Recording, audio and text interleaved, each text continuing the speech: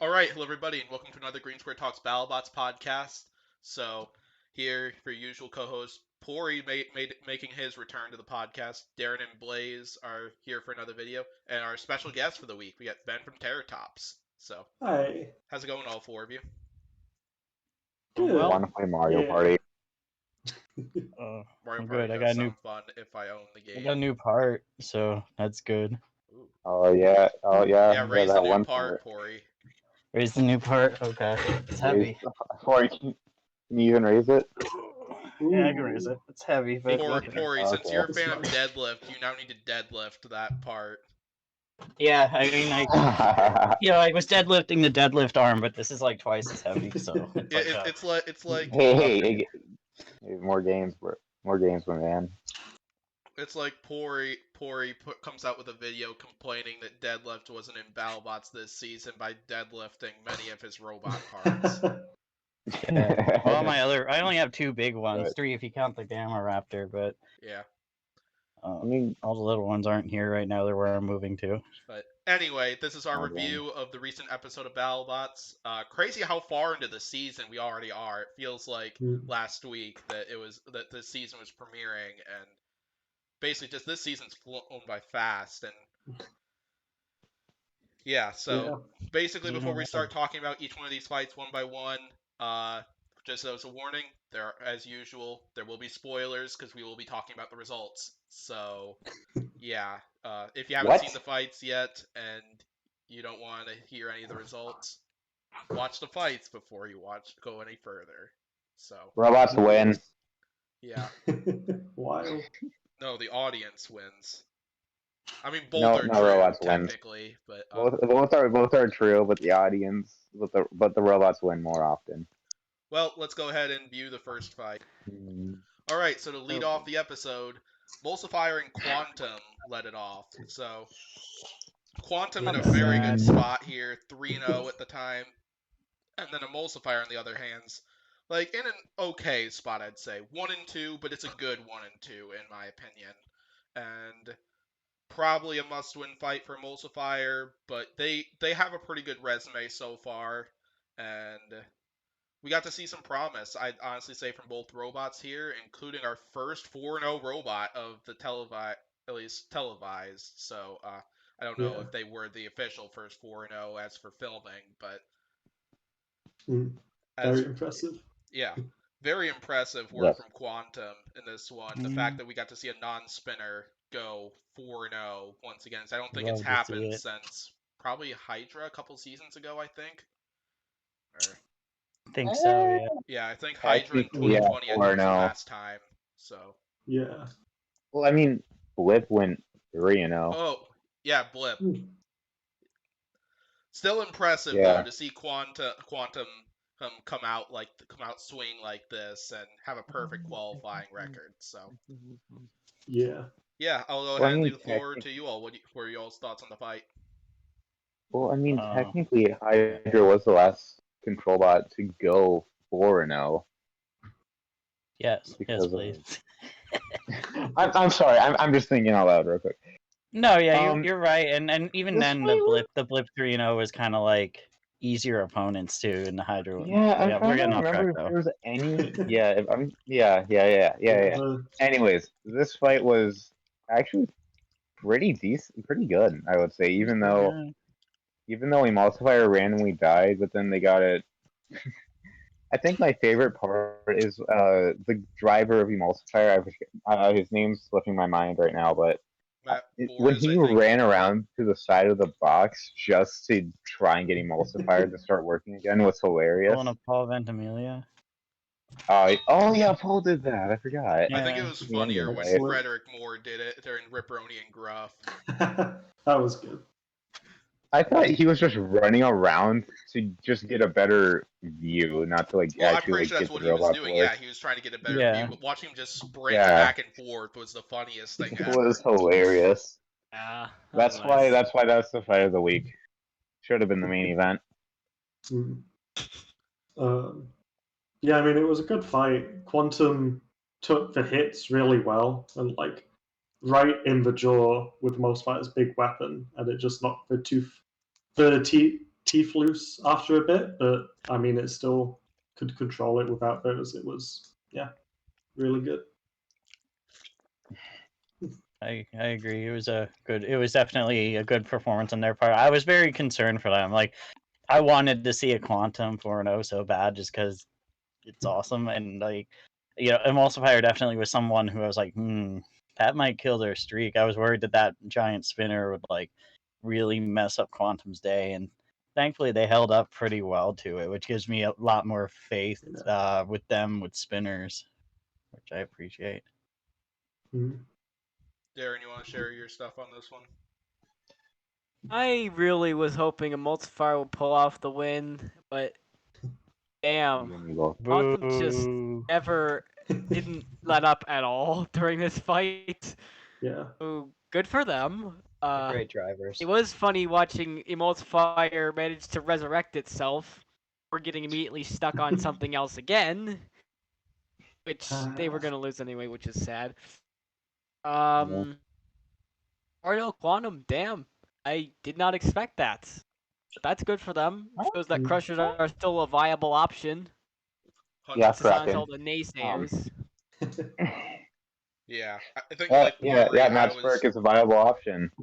Like Pory, I was definitely worried about this one for Quantum, as were the Quantum team when they were guests on the podcast after their Black Dragon fight. They even mentioned that this was the fight they were the most worried about, just because this is almost like a rematch between them and Death Roll, kind of, just because Emulsifier has like a similar style spinner right there, and basically they even mentioned that there are parts of that head that are not repairable, and so Emulsifier is like the perfect design to like just absolutely mess them up right there. But coming into this fight, Emulsifier did get the first hit, but Quantum ended up having the bigger blow, at least following that. Derin, I saw you giving a look, because they knocked off a tooth first before Quantum bit into that tread. And yeah, definitely biting into that tread, I think, is what killed Emulsifier right there. They did get some hits here and there, and big credit to them for surviving the fight, too, and being able to dish out some damaging blows. Like, I still think, even though they lost this fight, it wasn't a bad loss, I'd say, because they did have some solid moments in this one, but yeah, sad they didn't come out on top in this one, but absolutely good for Quantum for managing to pull off this victory and some epic driving in there. So what I got from the first part of that is that Quantum would beat Death Roll. Fun fact, I actually did predict Quantum to beat Death Roll for that fight too, and I'm amazed. I was on that hype train when I saw Quantum bite into that weapon during that fight. Man, I want to see. That's like one of the few rematches that I really want to see, just because of how Quantum's definitely improved a lot. Oh yeah, absolutely. Yeah. Anyways, are we going on to the seeding now, or? Yeah, we might as well go into seeding. So I don't think there's really much more to talk about here. Top 32 status. What are thoughts on that for these two robots? Let me think. Quantum's definitely in because they're 4. I don't think Quantum's getting in. Oh, absolutely. Quantum's not getting in. Emulsifier is going to be the number 1 seed, guys. Trust me. So yeah.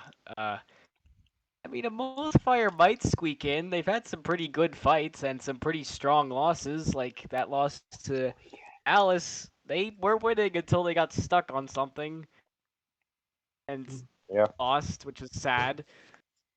So they might squeak in. It really depends on what other robots end up at 1 and 3 or 2 and 2. Kind of how it is. All right, I have a funny Quantum take real quick. Quantum's gonna get the number 3 seed. I could see that, to be honest. I would give them a top 4 seed. Quantum's, because Quantum has, let's see here, Quantum's dominated 3/4 of its opponents, which, and like, granted, 3 of the 3 bots that dominated haven't really been that impressive, being Shred, Gruff, and then Emulsifier. But then it went, if I recall correctly, it was a pretty close back and forth between Black Dragon and Quantum. Yeah, Black Dragon was getting the hits in, but I would say Quantum Good was hit. maintaining Quantum's gonna get the control number of one that seed. match. Yeah, Uh, yeah, Quantum's gonna get the number one seed. I don't know. It's a Quantum. I feel like surely should get a top 4 seed. I feel like Good. number 1 is probably going to wind up being whoever wins Minotaur versus Witch Doctor. I feel like that's kind of a given. And number 2, assuming that they actually pull it off, maybe B12 vitamins will make number 2 if they win next week. It really depends. And then number 3, like I'm thinking like.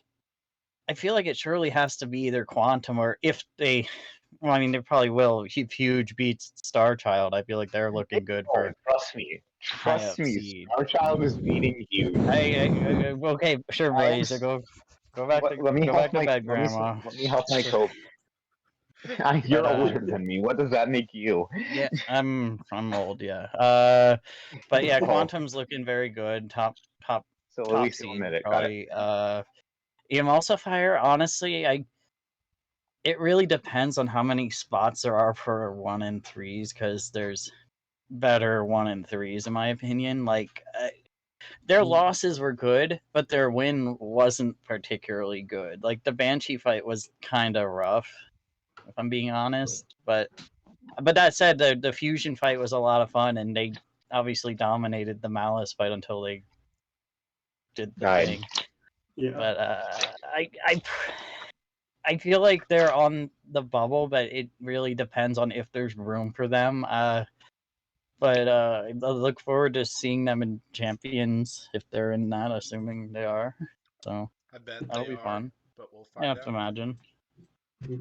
Yeah. Robots. My takes on these Quantum, I think they're definitely a top 5 seed. I think they're probably gonna hang. I'm thinking somewhere in the 3 to 5 area.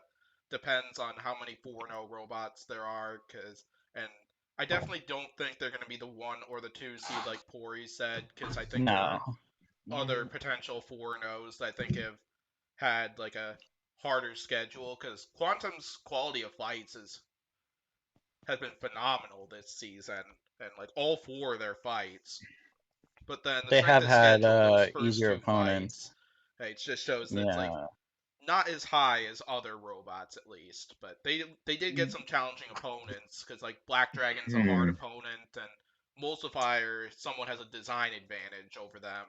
So taking them out definitely looked good on their resume. it does look good. Yeah, because I mean, I can't imagine the number 1 spot is anyone besides winner of Witch Doctor Minotaur, and I if it's could see anyone else, I'll Riptide eat getting Subway on your podcast. I could see the B12 vitamin per robot. The B12 vitamin. Okay, the getting it, B12 but vitamins maybe- are doing good, but like, but like Minotaur and Shred. Witch Doctor had stronger opponents, and I would- they I have more would agree. pedigree to Yeah. them, obviously. You know. Yeah, that's fair. What I mean, if especially if, like theoretically Minotaur makes it. Minotaur had the best fight of the season, in my opinion, so far. Oh, yeah. With the Cobalt fight. Oh yeah, my favorite Plus, fight. Minotaur's gonna win the championship too.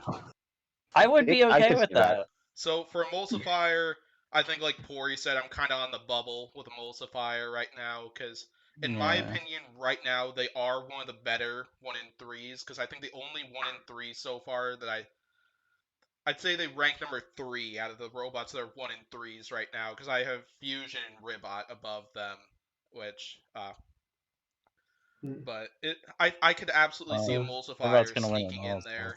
Or 100% like Derin said. I think they've had some pretty strong losses, and the victory was okay. Like it definitely wasn't high quality like some of the others, but like Emulsifier's done well to where I could absolutely see them sneaking in and would not argue it. So, all right, let's move on to Endgame Gigabyte.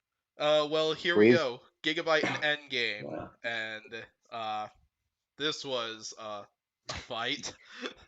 Yeah. So, Gigabyte strategized.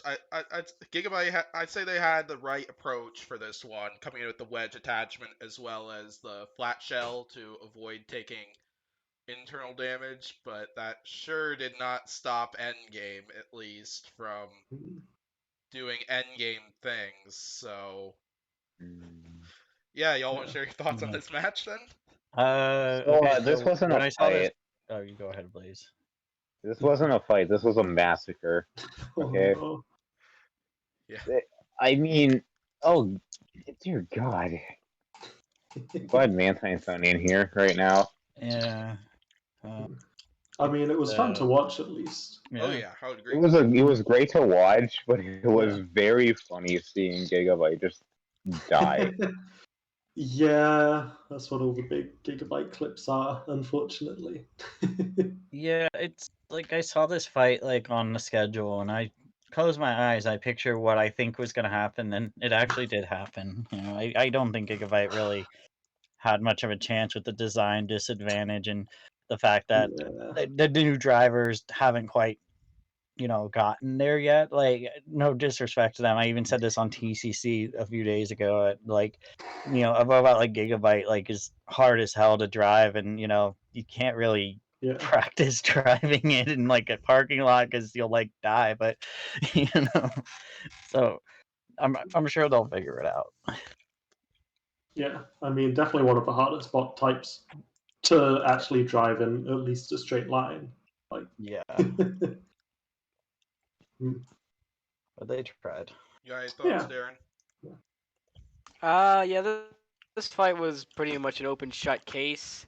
Gigabyte tried to spin up, got hit by Endgame, then the pole snapped, which then they got stuck upside down. I did like they tried the front wedge on Gigabyte. Work out too well. It just kind of got flung off at the camera. That was quite fun. Gigabyte also like disabled the clock for a second when it hit Oh the wall. no! Oh boy, this is bad Oh, timing. no. For Well, Oh yeah. I like to come on the podcast and say fuck you, real new deal. I would knock you out. Thank you. We're taking my leave now. What's your opinion on Quantum? Oh, God. We didn't get to hear his opinion As on I- Quantum. As I was saying, yeah, quick fight. For Gigabyte, they've had a rough season. Hope they can get better somehow. Oh yeah, absolutely. So, what Well, really that was certainly a shocked Mantine me is moment. even with Endgame's horizontal config, they still won the ground game against Gigabyte here because we saw that first shot was a head-on between the front wedge, Gigabyte. Pretty much what you're seeing right in that image, and Endgame shattered it before just punting Gigabyte around the arena quite a bit, and Yeah. yeah, pretty much it from there. So, yeah, like I imagine that you're gonna get a bit of hate for it, but like I'm not gonna hold lots of this against the new drivers, cause basically Valkyrie said this all the time, and I think Ben said this earlier.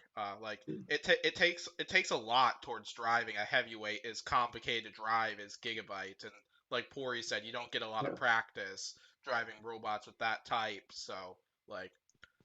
And I mean, they pretty much did their game plan exactly. Like, I don't really know what they could have done differently.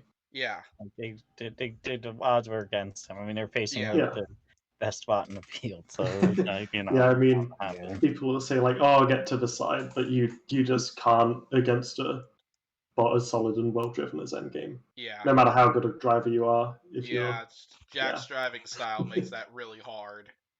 yes. So I think very few robots have actually been able to accomplish that, Minotaur being one of them. So, yeah, so, yeah, I definitely felt this was going to be a difficult one for Gigabyte to win, and why that was my most confident prediction in my prediction game this week. But, like, yeah, fair enough. Yeah, exactly. Hopefully we'll get to see some moments from Gigabyte in either exhibition matches or in the Golden Bolt tourney, because like Gigabyte's definitely still the hard hitter that it's well known for, regardless of its record, and like 100%. So should we talk about top 32 status for both these robots then? Endgame's out. Sorry. Absolutely. Yeah, Endgame's out. Gigabyte, One too quick, Gigabyte's in. not good television winning that quick, you know. Yeah, Yeah, exactly. need more keyfabe. Endgame was DQ'd because they took too many B12 vitamins. Yeah, they might get in No, next no, time. They that's put like that's the B12 vitamins bot. if they put an arm on Endgame, then maybe it'll make it. But yeah, Oh yeah, but yeah, bias. Endgame's obviously looking good. They're probably like a top 10 seed, I'd imagine. And Gigabyte, I think, is unfortunately out. I look forward to seeing them in like Champions or something, so I can get some more time on the sticks, and I look forward to seeing what they can do. But I just don't think they've done enough to make the bracket. for sure. Speaking of not making bracket, hi Mantine. What's up, Mantine? What's your opinion on Quantum, man?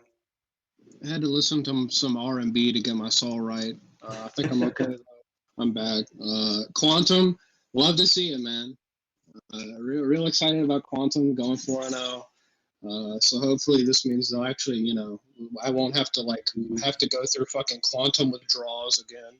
Maybe they'll keep bringing it back so I don't lose my marbles. Fair. I hope they go far.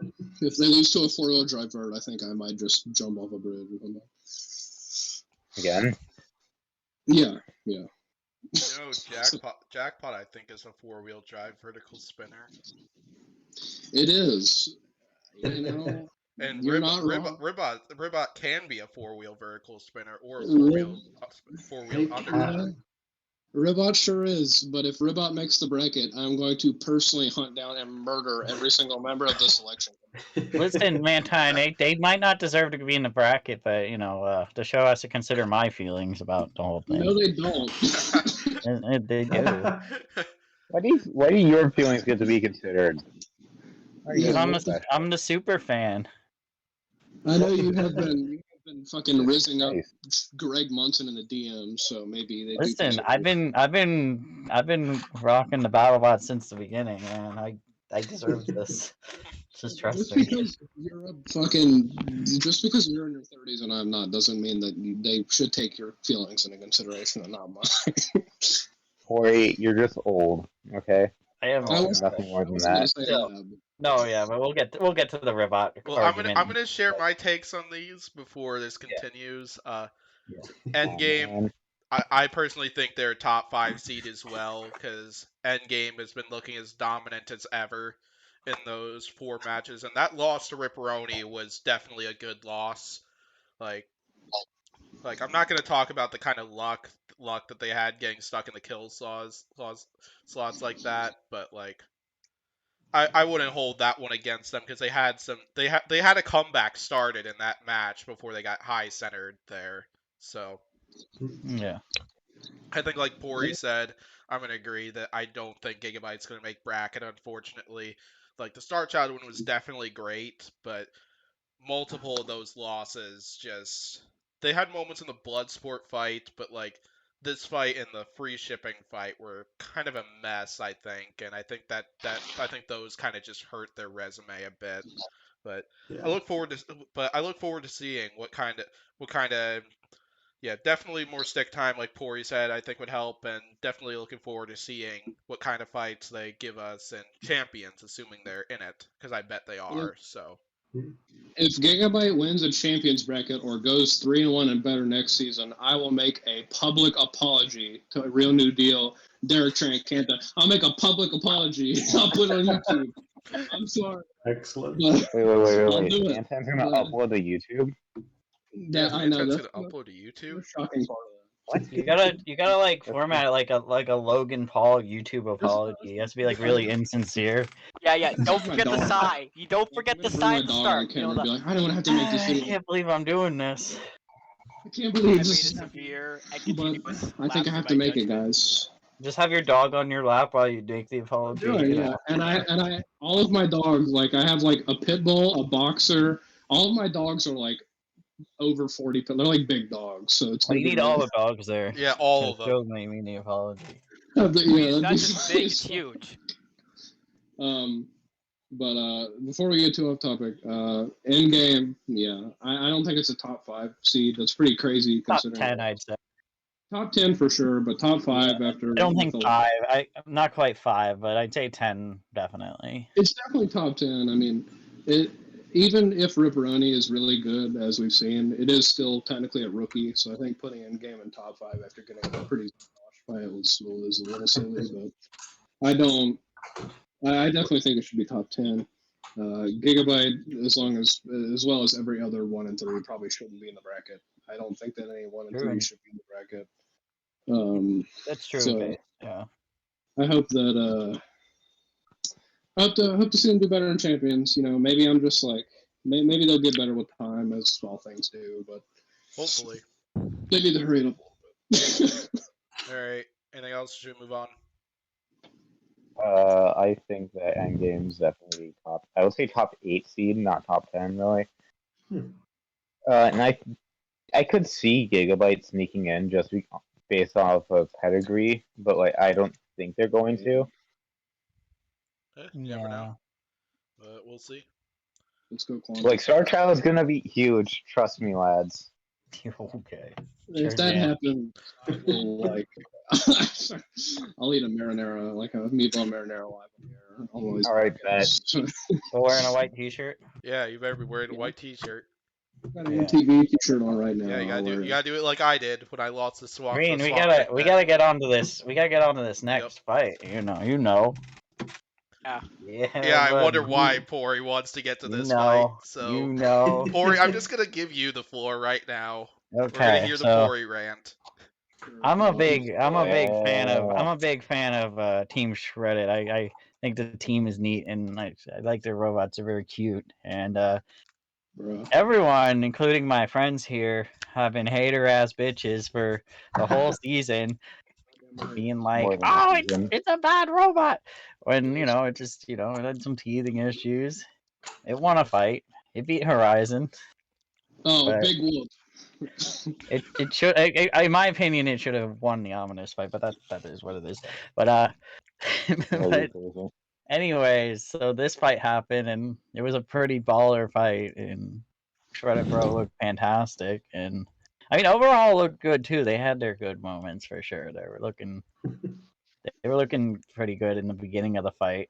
Probably the best we've seen overhaul look, but Shredded Bro just did what it does, and that's based. We love it for it. Mantine, listen, Bucko. Listen to Mantine's just molding. Shredded Bro has done 2 things this season. It has beat a struggling Horizon who got better late in the season, so good for them. But in that fight, they were love to see it. Yeah, it was good. Them beating Shadow was hilarious, but this fight is one of the most egregious examples of the judging system being as shit as it is. I don't think it is. I mean, it overhaul was like dead at the end of the fight. Like, yeah, that drive died. It was like very. It also won 2 minutes and 15 seconds of the fight with literally no punchback until the last 45, in which. You need. They're definitely winning the first lot of it. I mean, it slaps the backwards belt. yeah, that's what I'm saying. Overhaul literally had to damage Shredder Bro for it to work correctly. It was pretty that's negative damage. I think that's like. I was gonna mention that. 6 to -1 damage right there. Yeah, exactly. They got -1 damage, so that there you go. My main qualm with this fight is it's just it is really unfortunate to see that you can win so much of a fight so convincingly and then get hit by a spinner like once and everything just immediately goes downhill and you lose the fight. Which is it's yeah, I mean that's the power of the spinner nowadays. That's why you see more and more control bots growing them, because it's not enough to. You have to win all of the fight as a control bot to win, whereas just one hit as a spinner will pretty much do it. Yeah, and I mean, I get that's the concept of a spinner. It's just more so that Battlebots very much so leans into that even more than it already is just in reality. Because, I mean, of course, if you get hit by a spinner, of course you're going to start probably losing the fight from that point on. But not only does Battlebots not only does that happen, Battlebot sort of leans into it by making damage a majority of the criteria, which is just I don't like that personally, but that's fair. Yeah, because I think the main reason they just do it is just the fact that it's a TV show and Damage provides the most entertainment. But yeah, I definitely would agree with you, Mantine, that like, yeah, because like I think doing damage is there's just way too many advantages for it. But yeah, because I mean, but yeah, if they want to go for the TV show option, damage is the way to do it. So yeah, it is a fight. Yep. Yeah, to be fair, damage side. In concept, I feel like spinners already have an advantage, which is just the only reason that I think that leaning into it in the judging as well just is a bit not unfair. It's just kind of like, why would you ever bring anything else? And this is why people complain about their 85% of the field being verts. No, that's just how the judge. Like, if this fight happened at Robogames, I could see them giving Overhaul. I mean, granted, they gave Puck the win over Emperor or something. Who fucking knows? But, I mean, damage is still the majority of the fair, I'm pretty sure. 6 damage points, 5 aggression points. So. I have no idea how Puck won that with that judging system. They literally just made that up. I don't know. It was funny though that it won. I don't know. I mean, our fight with Malice was less close than their fight with the original Sin, apparently. Really? Yeah. Shocking. That's certainly a decision. Yeah. Derin, I know you've been wanting to speak about something. Go for it. Alright, this fight, as someone said, this fight I think can be described as a fight of two halves. Overhaul, slappy flapping Shredded Bro against everything. Sloppy. And then Shredded Bro came back with its weapon, roaring, and managed to take it in the end. As Mr. Manatee said earlier, Overhaul Manatee. It did like negative damage to Shredded Bro. Specifically, the Shredded was having conflicting weapon motors in this particular fight because of the Vesk issue that every heavyweight was facing that season. And then Overhaul managed to get rid of one of the belts, and then the weapon worked a lot better. The Chad Overhaul it decided just to me that he was talking about me. I have him muted. I just heard somebody say that. That's nuts. That's how Shredded Bro's drum spinner managed to get cranking like that. Yeah, like, that's crazy. But definitely, you guys, trust me. Shredded Bro's gonna win Fortnite next season. Trust. True. Shredded Bro's not even making bracket. Shut up. They better make bracket. But yeah, I'll share my stance on it. Like, this fight was so much more entertaining than what I was initially predicting we were gonna see here, because previous 3 fights, like those Shredded Bro fights have been kind of lackluster here. This fight delivered. Like definitely lots of us were wondering why we weren't seeing Shredded Bro in that fight 6 slot just based on the previous few fights, and now we know why.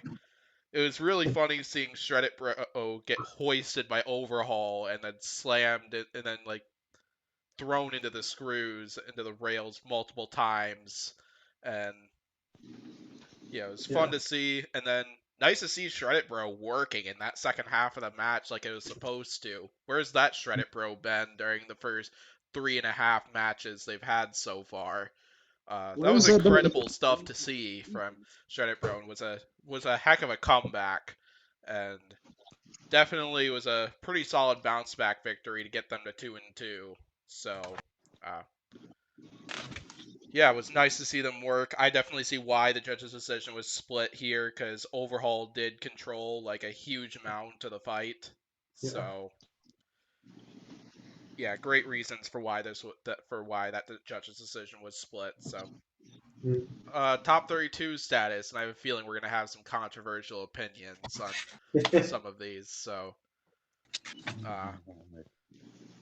who wants to go first now? May I? Yeah, all right, Shredder's making bracket. Okay, so here's the thing. Okay, Overhaul's out. I don't think that's a controversial thing to say. I mean, it's a 1 win. That's very controversial. I don't know if I agree. Overhaul's with that. out. Okay, so my mindset is that their whole way that they're telegraphing that the bracket's going to be awful is driving me nuts, because like they like the fact that they're saying acting like, you know, I don't think a 1-3 should get in over a 2-2 no matter what. I don't think it should, even if it is Shred It Bro versus Horizon level wins, I think that the 2 and 2 should have priority over the 1 and 3. And another thing that's been bothering me is like they'll like have a robot like lose, like get its like ass like handed to it by like, you know, like a high tier robot, and they'll be like, well, it fought a good robot, so that looks good for the selection committee, which I think is like fucking stupid. Like that's absurd, and I just don't think, and they've been telegraphing this concept for more robots than just Shred It Bro. Like there's a few robots that every time they pop up on the screen, they're like, wow, this our selection committee gave this robot Star Child, so I don't think they're gonna make the bracket even if they win. You know, like they're just like kind of doing that, which I don't agree with. That said, I do feel that Shred It Bro should just make the bracket at 2 and 2, unless there's somehow 33 robots that make 2 and 2 or better, in my opinion. But that's just me. I'll go ahead and share my take next since yeah, with Overhaul I agree with Pory. I think Overhaul's out, unfortunately. Yeah, I was hoping to see Overhaul pull off a second victory and make bracket after seeing it win that match against Star Child as well as they did. And like I think Overhaul's due for a tournament spot and maybe a tournament run. Sadly, we're not going to get it this season. Shred It Bro, I'm really on the bubble with Shred It Bro. I think they are in a similar position to many of the 1 and 3s right now, in my opinion. I think it's gonna be a fight between like 6 or 7 robots for like those last 3 to 4 spots, in my opinion. Because basically, if I was Battlebots typically likes to. Munson talked about this when during the preseason show. They go off of like record, strength of schedule, and the quality of performance here. As for the record, Striper's record has been pretty solid so far. It's 2 and 2 right now, and got that solid victory there. Quality of performance, like definitely that was a pretty solid fight right there from Shred It Bro, what they were able to do in the minute and a half, but those first 3 fights, like they were a bit of a mess, which is why I think the quality just hasn't been that great. And then strength of schedule, I think their hardest opponent was Lucky. And like I don't think the strength of schedule has been there either for Shred It Bro compared to even some of the 1 and 3s, which is kind of making me lean towards that I don't think they'll make bracket, but like it's gonna depend. It's gonna depend. It's gonna depend on the quality of many of these 1 and 3 robots, because like basically, in my opinion, I think they're on the bubble right now. I could absolutely see them making the. I could absolutely see them making the bracket, but then I also could see a 1 and 3 possibly overcoming them too. Okay, but hear me out on that. Make sure you guys like and subscribe to the BBBN podcast, and I'll see you guys in the next episode. Stop promoting yourself, man. Actually, ended the podcast. That was the ending for the podcast, so. Get out of here, Mormon. Okay, so here's the thing, Green. I think Terrortops should make the bracket. I'd agree with that. I'm not saying that just because Ben's here. No, they legitimately. I feel like if you go 2 and 0, they should probably throw like another fight at you and then maybe give you like a low seed in the bracket, right? Like, I don't know. Yeah, that makes sense. Yeah, give them Gigabyte. Playing or something. Give them Gigabyte. Here's my. I'm gonna turn off the bit for a second. Here's my genuine opinion on Shred It Bro. I think that the strength of schedule thing, I think that whole method of deciding who should get in based on strength of schedule is bullshit. I think that the fights that you get are generally geared toward the tier that you are supposedly in. Like, fucking, like Ribot is getting high tier opponents, Shred It Bro is getting its tier opponents. If you get rinsed 3 fights in a row by robots you're supposedly in the same mix as, you probably don't deserve to be in the bracket. That's what I'm saying, yeah. That's fair, yeah. That's fair. My point of view on that is if you disregard strength of schedule, then you have to make fights randomized or something. That would be pretty funny. I agree with that. I But kind then of you'd like be fights having- randomized. Yeah, That would be funny. makes it more competitive. Not as good for TV is why they don't, because then you'll have like Shredded Bro in one of the first fights be against just a beast or something, right? Like have them versus Hypershock or just you have it randomly against put together. Endgame, which Yeah, like It'd be funny. It would yeah, be but funny. it's a bit of a waste of a fight slot to. We'll Yeah, get Scorpio's a bit Hypershock harder. round 4. That's just what we need. but Yeah. Yeah. that's the trade-off, I reckon. If you disregard strength of schedule, then you have to make it randomized, not actual scheduled.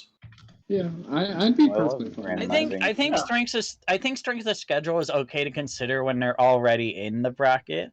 Like, you know, you look at like you let them in on, you know, their record, and then you kind of base it like I wouldn't disagree that like Shredded Bro probably would get like the 32 seed. No question, but I do think that they should like be squeezed in there. I do think that strength of schedule is helpful when they're actually in the bracket. That way, like, you know, because it makes more sense to throw like, you know, a Minotaur or a Witch Doctor at number 1 than to throw like I don't know, Kraken at number Lucky. 1 or something. Lucky.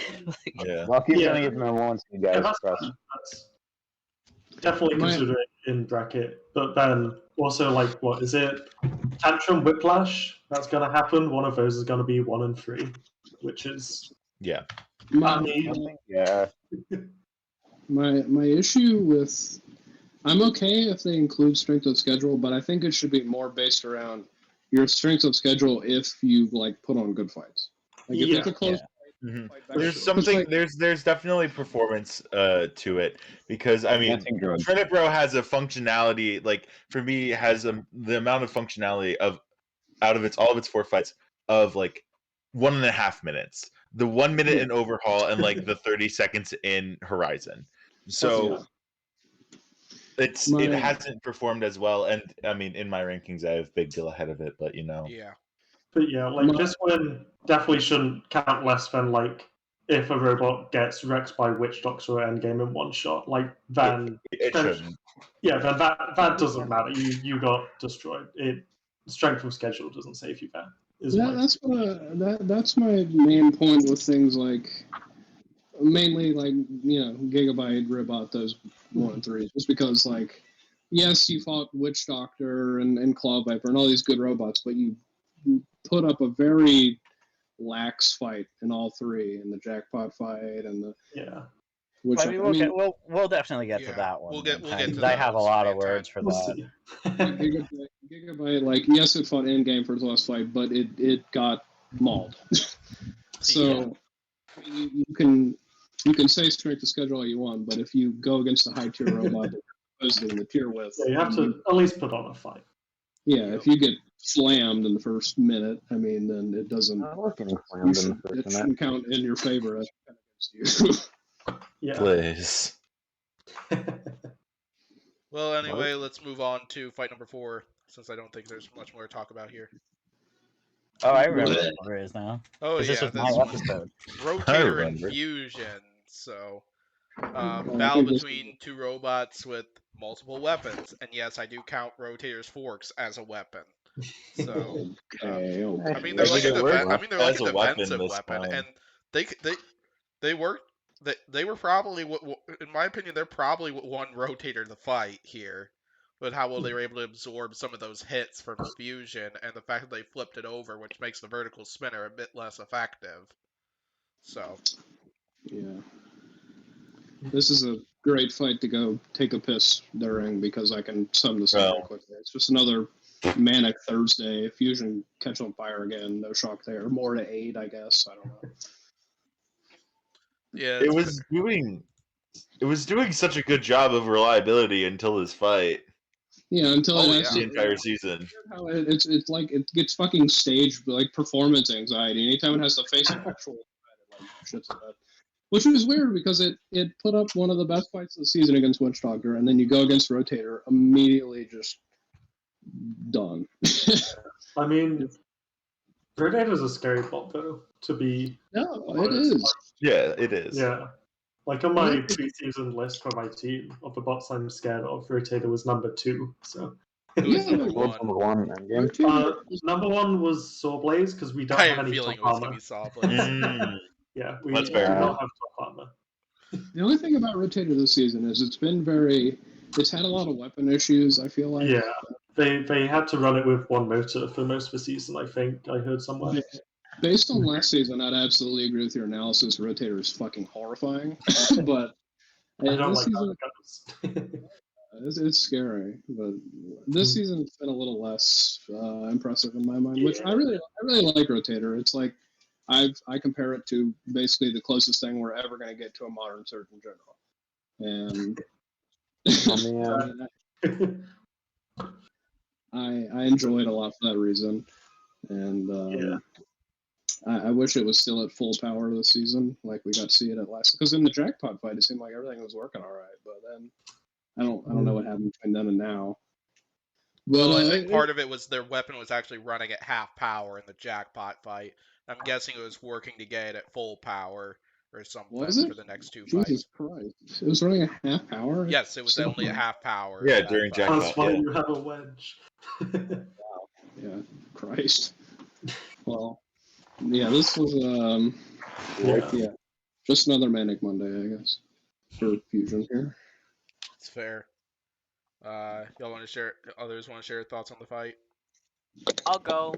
I hate this. That's fair. And this fight was pretty good.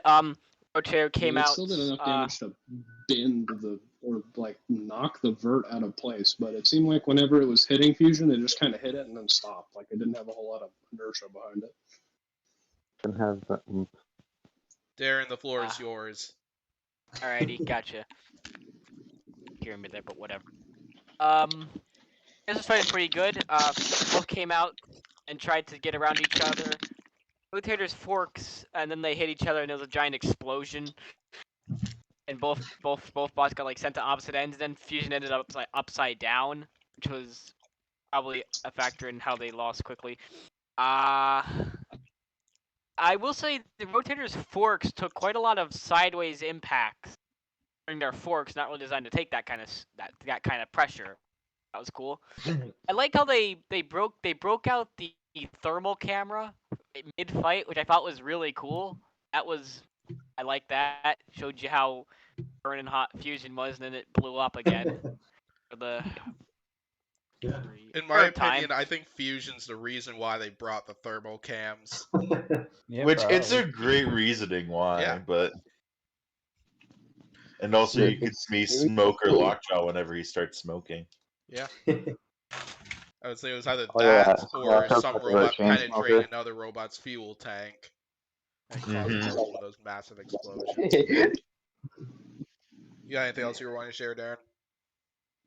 No, this is just a pretty good fight. Solid win for Rotator. They're probably gonna make it in Fusion. I don't know. And yeah, that's that. No, Rotator's not gonna make it in. Trust me, lads. What? We'll see. But yeah, my takes on this heavy hits back and forth from both robots here, between especially the horizontals. Really surprised at how well the forks held up on Rotator, taking some horizontal hits on it. Because I was personally expecting, just knowing what Fusion did to Witch Doctor, for example. I thought they were just gonna slice right through those forks and as if those forks were butter or something. But then the fact that it hurled Fusion back as well as it did was incredible to see, and the weapon-on-weapon warfare was always nice, and then Fusion pulled a Fusion. It wouldn't be Fusion without those meltdowns, so yeah, it's sad to see Fusion go out like this, but it definitely, I felt it had some quality moments here in this fight at least, so yeah. So unless anyone else has anything else to talk about the top 32 stats for both these robots. I think Fusion has a phobia of getting winning seasons. Maybe. well, unless if their opponents feature a flipper or made of crap, what's it called? Kevlar. Yes, a flipper made of Kevlar or a rookie Kevlar easy. four-wheel vertical spinner. Which that four-wheel Hypershock. vertical spinner was pretty decent though, but It went 1 and 2, right? are you talking about Yes, Easy Juarez. or Juarez? Or is my favorite vertical spinner. Like Hypershock, but not. Red Hypershock. Wait, what? Hypershock for what? Red. Yeah, But just no, I thought you. Are you sure? I heard hot. No, I said Yeah, not. I heard hot. I heard hot. I said no, I said Darren, is there something you need to tell us? How about y'all talk about the top 32 there's something you need to tell us. these robots? No, there's something more we need to talk about. There's a different pressing issue. I said Hypershock, but not. I didn't get to talk about this fight. Okay, yeah. Before you get let Pory talk. Yeah, Darren. Damn it. No, I say it's BBBN's fault. It's not. No, it's Darren's fault. Pory, talk about the fight and then share top 32 status. Okay, this fight was cool. This was really my episode because, like, 5 of my favorites won in this episode, which is very base, and Rotator is one of them. You love to see it. That said, Rotator is in the top 32 easily, probably like seed somewhere in the mid-20s if I had to guess, like somewhere in that ballpark. Fusion, no, I don't think they're in, but I don't think they should be in. I mean, who knows? They did have 2 very good fights, but then after that, it just kind of was like this fight and a huge fight like didn't impress me. I guess this fight kind of did. So I do think that they are a front runner for the 1 and 3 gang, but that said, I shared my opinion on 1 and 3's getting in. So if there's space for them, sure, that'd be cool. But we'll see. Yeah. Robots. So hear me out. Rotator's not going to make it in because Darren, they share your opinions on this. Oh, fuck you. You already shared your stuff. I didn't share anything. I didn't even get to talk about the fight. Yeah, you did. No, I didn't. I just said I don't like this fight. I never gave my detailed analytics on why I dislike the fight. Well, we're gonna let Darren speak now, Blaze. You've been interrupting him quite a bit. Okay, I think I already spoke about this fight, but I'll get in. Rotator, probably, I guess. Fusion, maybe. It really depends on what other 1 and 3 robots there are. That's my take. Yeah, my takes on their status. Rotator, I think they're probably somewhere in the 20s in my opinion, because I think they're probably one of the lower 2 and 2 robots, because their two wins were pretty rock solid, but their losses were both kind of mess, at least with the Hydra and the Bloodsport losses, at least, and so I think that might just kind of hurt their resume a little bit, but like. It should be interesting to see, can Rotator bounce back from the issues they've been having with like the weapon, the drive, and everything? And because I think that's what's been causing most of their problems and quite a few of those losses, along with the simple driving errors they had in the Bloodsport fight. But yeah, as for Fusion, I think Fusion's just in that group of robots that's just on the bubble right now for one of those last few spots. I think. Yeah, because like their first two fights were very good. That Emulsifier win was great. The Witch Doctor loss was great. The huge loss was definitely a mess. So they got quickly knocked out in that one, and they had some. This was all right. I'd probably say it's like somewhere in the middle between the quality of their Witch Doctor fight and the huge fight, something like that. Because they had some good moments in there, but. I'm on the bubble with Fusion as for whether I think they get accepted. I think they definitely could sneak in at 1 and 3. So. Yeah. Anybody else, or should we move on to the next one? Let me squeeze this in real quick. Let me Go. squeeze this in.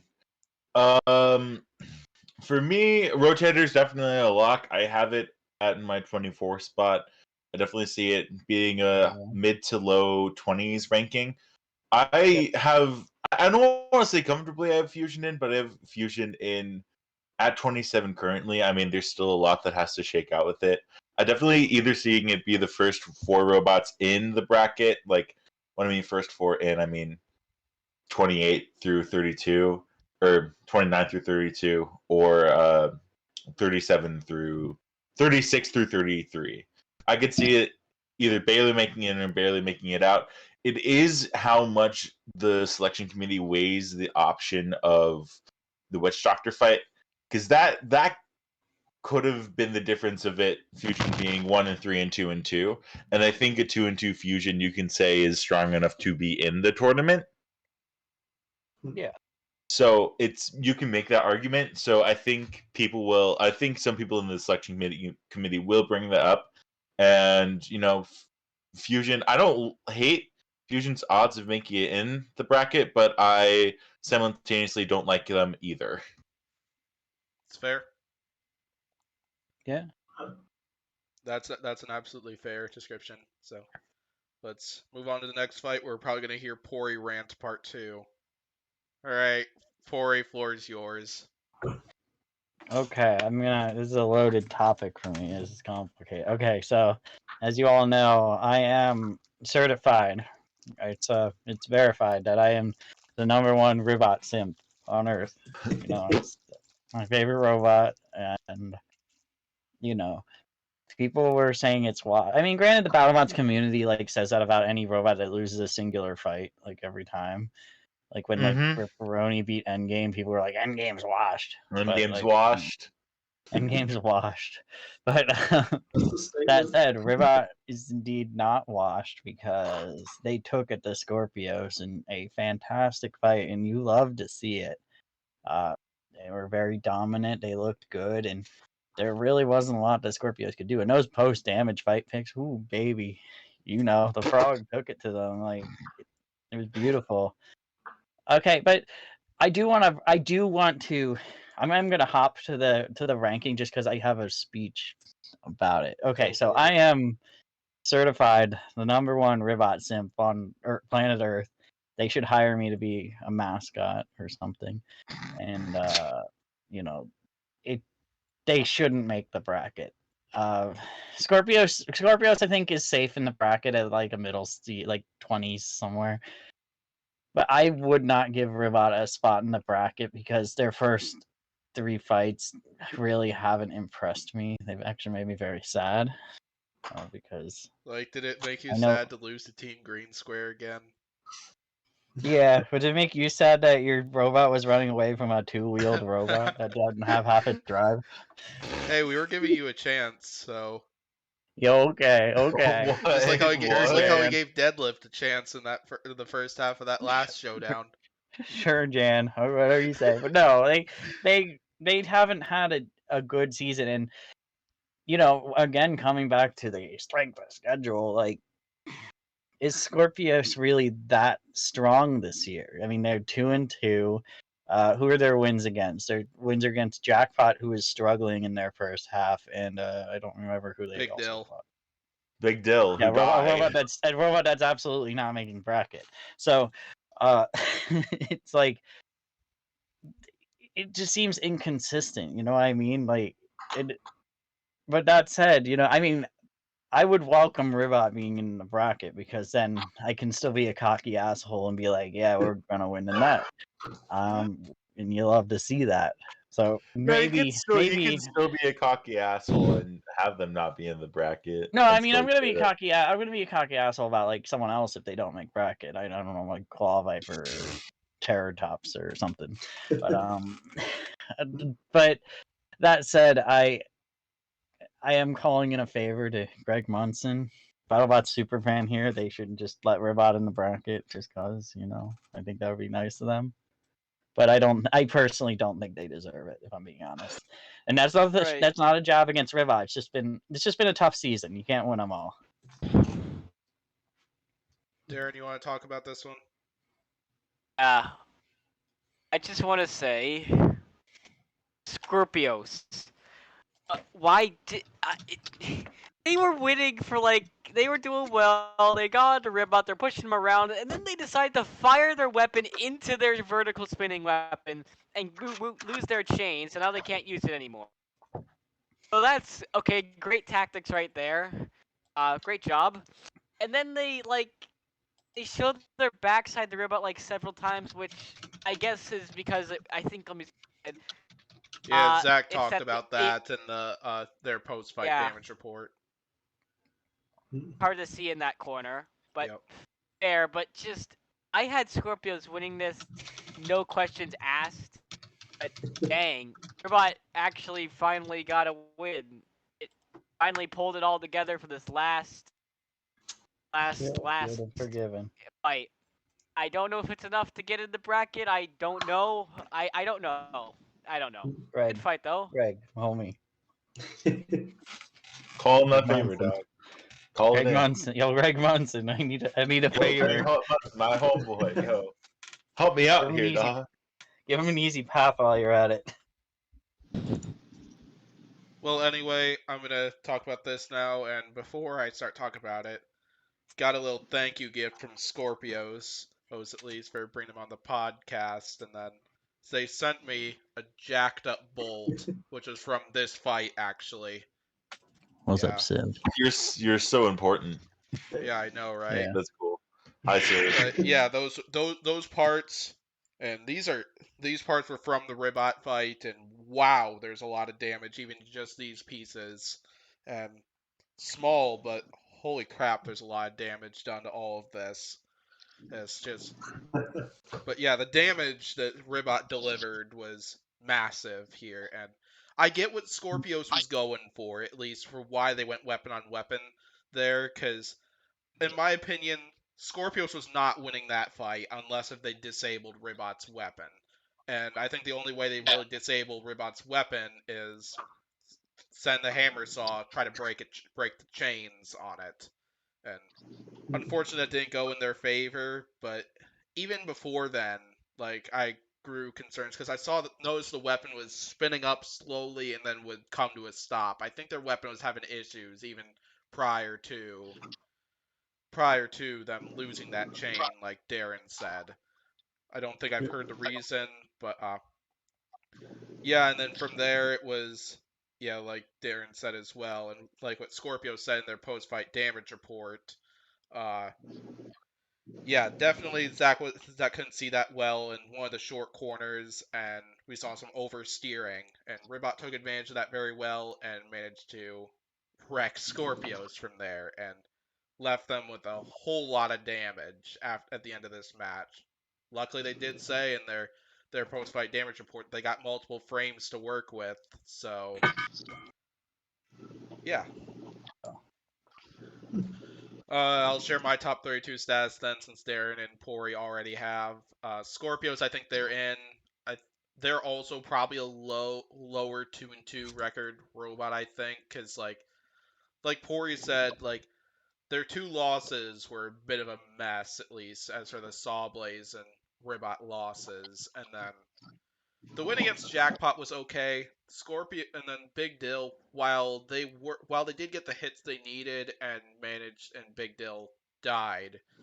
Big Dill was winning most of that fight with that vertical spinner, and so I wouldn't call that exactly a high quality victory.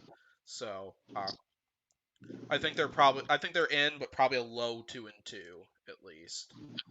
Yeah. Ribot joins the group that's on the bubble right now for me. I could see Ribot sneaking in at one of those last 3 to 4 spots, or I could see them not making bracket. We'll find out. That could go either way for me. So I do think they are one of the better 1-3s of the bunch, but we'll see. So. Who else wants to share their stuff there on this fight? I'll hop on to this. And hi, this Civ. Is Civ gonna respond? Civ's dead, apparently. But okay, but this was this was the one fight that Ribot needed to win to at least say, hey, like, we are competitive in this season. We're actually like solid, and you shouldn't like push us under the rug and forget us. And I mean, it was very dominant. This was also a Scorpios. Scorpios also needed to win this to, I believe, lock up a spot. I don't feel comfortable saying that Scorpios is in the top 32. I feel like it's, bro, it won against a barely like functional Jackpot, and then it won against Big Dill, who was winning the fight and then died. I don't feel comfortable with saying that Scorpios is in the top 32. Will it make it? Probably. I won't be upset if it does, but I'm not as sure as some of my other compadres here. And I mean, Robot's once again also one of those robots that's on the bubble, and I mean, both robots need to win this fight, and Robot was the one that came in clutch and won the fight. So there's not much I can add after what everyone else has said. It's fair. If Robot makes the top 32, I'm going to mail. There's going to be some fucking anthrax going through USPS. Listen, Ribot, it got absolutely, positively butt fucked on national television by Witch Doctor, and then it did it again against Claw Viper, and then what was this other fight? Jackpot. Oh yeah, it got stripped half naked by Jackpot too. I mean, it put up a fight against Jackpot barely, which was a robot that's already struggling. It got mauled by Claw Viper, a robot that has been admittedly pretty good this season, but this is the first season really to start to see it show up, and it absolutely manhandled Robot. And Witch Doctor trashed it in under a minute.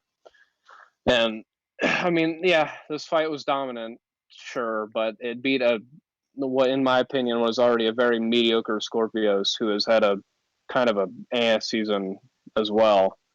If the Battlebots selection committee has any sort of sense and doesn't let their boner for verts get in the way of their thinking, I think that Ribot should absolutely be out, and I could even see an argument for Scorpius being out, but it is 2-2, so I'm sure I'll make it in. But Ribot absolutely should not be in any. Huh? Mantine, listen, you're cooking. You're really cooking, but we're friends, right? Depends on what you're about to say, really. You gotta call in that favor to Greg Munson and just be like, hey, brother, Robot needs to be in. No, he's gonna call in the favor and say Gigabyte needs to be in. I'm gonna call in a favor. No, he's Listen, not. Buster, if Gruff can make it in 2020, why can't Robot make it in now? Okay, that's fair. No, it's so true. Valid. The only favor I'm calling in is the favor to the fucking Las Vegas Police Department to go arrest Greg Munson for his crackhead ass. Wow, that's gonna. Damn. Wow. He's cooking. That motherfucker drove Let the him bottom of cook, his I DUI. guess. Bitch. He was driving under the influence. I don't believe it. I don't know. I don't even think that Greg Munson could fuck up this top 32 that bad. If Ribot, I'm assuming Greg Munson and Trey. I'm assuming they don't make the top 32. Oh yeah, I'm they pretty sure don't. They don't. Different committee that does. okay. So it's the selection committee that's drinking and driving. I think they all shared a fucking crack pipe on the way to Battlebots. Anyway, Sam, you want to talk about this match now? Yeah. I'm gonna strangle Greg Munson. I'm gonna do it. I'm gonna God, Jesus Christ, brother. Siv, how about you talk about this match before we hear another even darker comment from Mantine? Yeah, the match is gonna be a wrestling match, a fucking boxing match between me and Greg Munson. Oh my God. Okay, so regarding seedings, Scorpios, I'm gonna say should make it in as a low seed. Like, I don't see a reason Scorpio shouldn't make it in. I mean, it did impressive against Jackpot. It lost to Sawblaze, which, I mean, yeah, everyone lets Sawblaze beat them, so it's okay. Scorpios has a second win to some bot I forgot about, so that's cool. Big deal. Oh, the Yeah, Big Dill Siv, how fight. could you forget about Big Dill? Yeah, how could you forget about Big Dill energy? Big Dill is washed. It's not a very hard thing to do. Well, did you just say Big Dill is washed? How could a robot In be order for washed it if it hasn't done well to begin with? For it to be Well, washed, I mean, that's the same thing I ask Pory about Ribot all the time, but Oh you know. gosh. Wait, what do you ask me? Okay, so about Ribot, this was an impressive win for Ribot, all things considered, but when I look at the other 3 fights, I ask myself, what did Ribot ever do ever? And then my answer is, oh yeah, nothing. So I don't think you can justify giving Ribot a spot in the tournament. But hey, it could go like the old saying from Australian Survivor: Verts rule, hammer saws drool. Australians say that's interesting. Yeah, no, I watched Australian Survivor, and that is 100% a quote that was said. That was said by Civ. No, by one of the contestants. You just had to be there to watch it. Civ, who was one of the applied contestants who didn't get in. No, from one of the actual contestants. Yeah, so someone on Australian Survivor was a big BattleBots fan. Yeah. Anyway, Couldn't make it in. unless if anybody else is probably shouldn't make it in. No other hammer saw should make it in. Yeah. Unless if anybody else has anything left to say, should we move on to fight number 6, the fun one? Go for it. Yeah. The only one worth watching. Yeah. I wonder who owns that robot on the left. I think. Yeah. I think some of us Who's here? We should invite that person onto the podcast. They seem. We really should. It would be a great idea if we did that. Yeah. I have a fun statistic. It might be wrong on my fun statistic, but I think this is the only time 2 yellow robots ever fought in the reboot. I think. Ooh. I haven't been many yellow robots. Actually. The only other yellow robots I can think of are Stinger, who hadn't fought another yellow robot. Yeah, so see, rare fact. Put it on the BattleBots wiki. Wow. A good old Terror King versus Dragontops. This is a good Dragontops. This is another Hyperblaze moment. certified banger. This was a fight. It was a fight. What's the lore on this fight, Ben? Well, so probably one of the most interesting things. As soon as we leave the blue square, you see us turn to the right. That's because one of our drive chains snaps. Immediately. Immediately. So we were on a 3/4 drive for this entire fight. Yeah. We fixed that issue right after. It was like uneven spaces or something in the drive. So we sorted that out. But yeah, so this whole fight, if you see us like kind of struggling a bit sometimes to get our bearings, it's because we're on 3/4 drive, only one wheel on one side. Interesting. Yeah. Interesting. What's the strategy going into this fight with Dragon King? Going into it, our main goal was to just use the arms as a shield and then take them out the way when our spinner's fully spun up to try to get some hits. Because we didn't think we'd really be able to lift Dragon King like our normal strategy of like the lift and hit. Just because they're such a spindly robot, like their mouth is perfectly suited to just slot between our arms without actually being on our forks. And then their treads, if we get under those, they can just drive off because they're treads, not wheels. So it was a hard bot to prepare against. And we also don't have any steel top armor, so we're just running aluminum in this. But yeah, so a bit scary. But we figured we'd be able to do it if we could just send the spinner into something vital, which... And you did that. Yep. Yeah. It sadly died after that hit, but it made for a fun fight at least. Oh yeah. And you were still able to get some suplexes in too, which was very impressive. Oh yeah. Yeah, we were surprised at Suplex. That arm was only designed to lift 125 pounds because it's just meant to tilt other robots on their back. We did have like a safety factor of 2 making it though, so that's why it was able to end up lifting him and going doing the full suplex a couple of times. So yeah. we're happy with it. And I will say we did fix that spinner issue immediately after this fight. A tiny fleck of their tread shot through a 2 millimeter gap behind the spinner into a bearing, basically. So it's even worse luck than what Monsoon had in the Black Dragon fight. Yeah. They took in a whole bolt or something. We took in tiny, like the tiniest speck of metal, and it went in, seizing up the thing that rests in between our pulleys, and that made the pulleys friction weld together. So we fixed that issue like immediately after we figured it out. Yeah, unfortunate, but made for a fun fight. That is very unfortunate. Yeah. Good to know it could happen though. So. Oh yeah, absolutely. Yeah. Should the rest of us like talk about the fight at least, share our thoughts on it? Yeah. On it? Yeah. Pretty good. I'm impressed that Terrortops is like if Whiplash had a soul. True. Mantine let Derin speak. Oh, I have him muted. I'm sorry. I didn't know he was speaking. My fault. Yeah. We're giving Derin the floor. Whatever.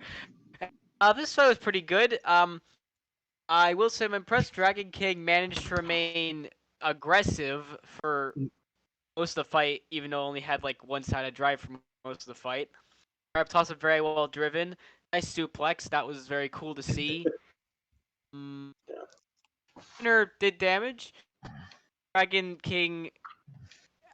It's definitely from a past era. I think is the best way I could put this by Dragon King. It's very season 3, because it's basically Red Devil, but with 2 saws instead of 1, and it lasts the whole fight. What? Never mind. Yeah, pretty good fight. Terrortops gets another win in its rookie season, making a good name for itself for next season. Hopefully, it's good. Yeah. Else? Yeah. I think I can go next, if that's okay. All right. I really enjoy Terrortops. It feels like the natural sort of, for me at least, it feels like the natural evolution of a robot like Whiplash. Where Whiplash, its design has been solid for like the past couple of years, but having the lifter and spinner be very independent of each other is a very interesting design, and it's worked well. I said this on my podcast, and I think I should say it here again.